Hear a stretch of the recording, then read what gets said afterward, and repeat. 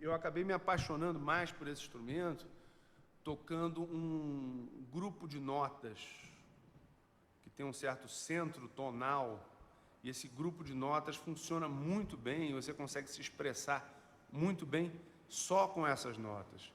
Então eu não sinto muita falta dessas notas que estão faltando no instrumento, assim, né? Ou seja, na primeira oitava falta um sustenido, na segunda faltam 3, na quarta faltam 2 e tal. Essas notas eu não sinto falta delas para me expressar, porque o tipo de música que eu toco, basicamente, tem 3, 4 acordes, e esses acordes eles funcionam em variações que eu fico muito confortável na gaita diatônica, né?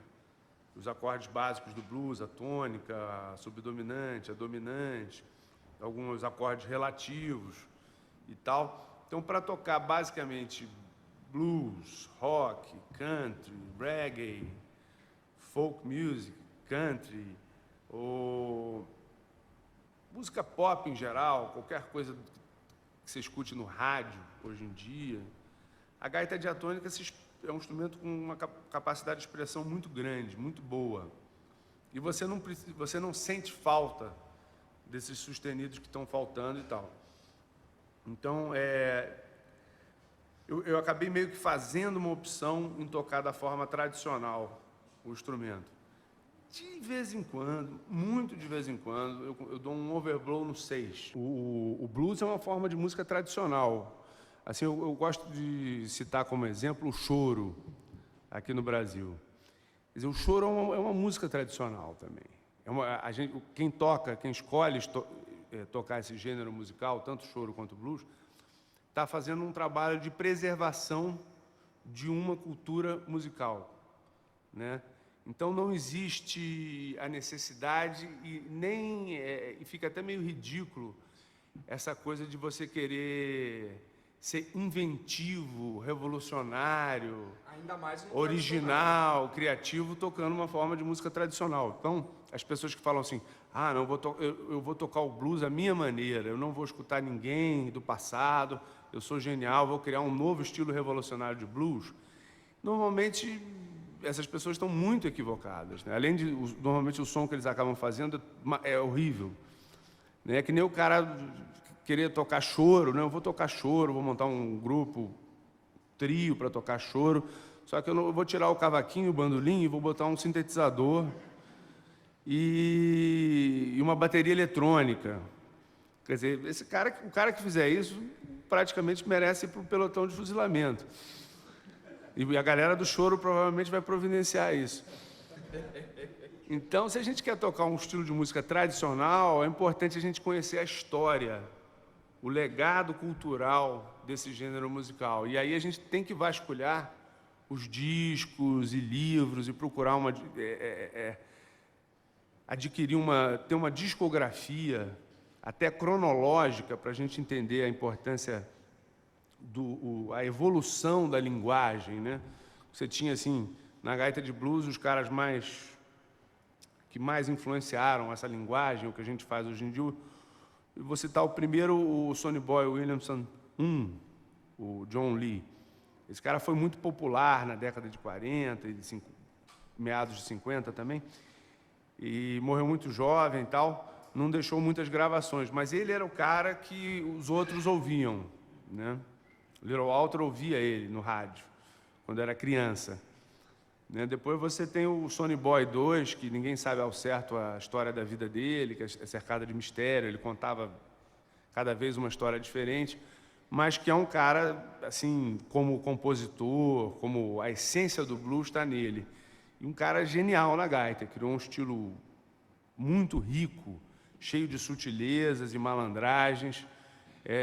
O Sonny Boy é um cara muito importante. Tem um cara que também é contemporâneo deles, que é o Big Walter Horton, né? E que tem uma discografia grande, tinha uma tonalidade absurda, tem vídeos até no YouTube dele tocando, tem uma discografia grande.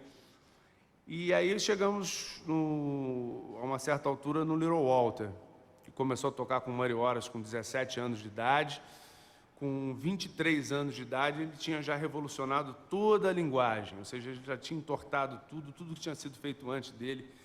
Foi um cara assim genial, né? Até hoje é uma unanimidade que nenhum gaitista de blues conseguiu chegar no nível do Little Walter.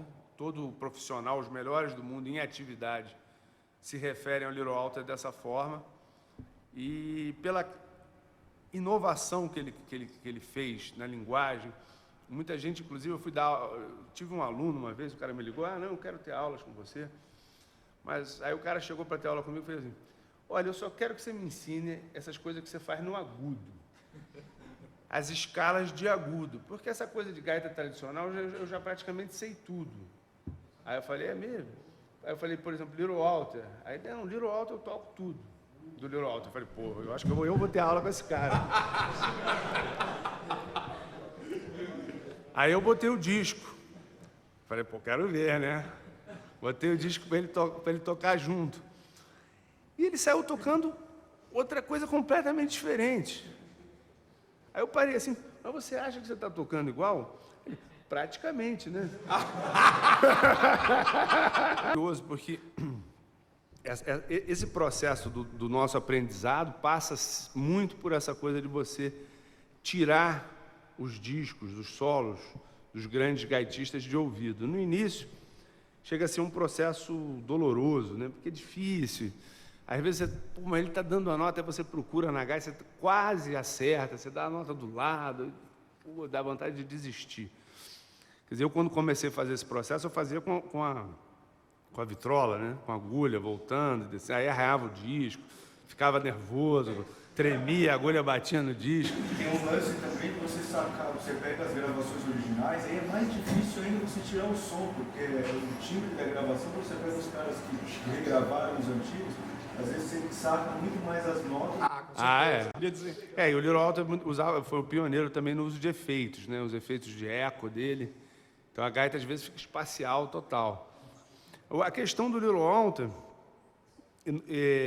depois de muito tempo, claro, praticando tirar solo de ouvido, porque você vai lentamente evoluindo, né?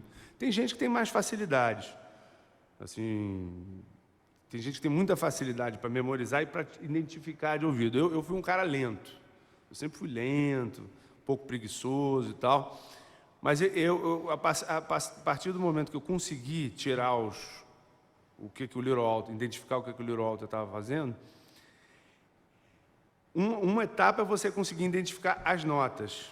Você pode até escrever as notas de formas diferentes, ou escrevendo tipo 2A, 2 aspirado, ou escrevendo o nome da nota mesmo, no caso da gaita em dó, sol e tal. Ou você até consegue escrever, mapear todas as notas de um solo dele. E é fácil, não é tão difícil você tocar junto com um disco. Mas depois de você tocar esse solo com uma banda, para você memorizar o timing, a parte rítmica das notas, a duração de cada nota e onde que ele coloca a nota, aí é difícil. Porque é a diferença do que os americanos chamam de on the beat e off the beat, né? O Little Walter tocava off the beat. Então é a coisa do swing jazz, né?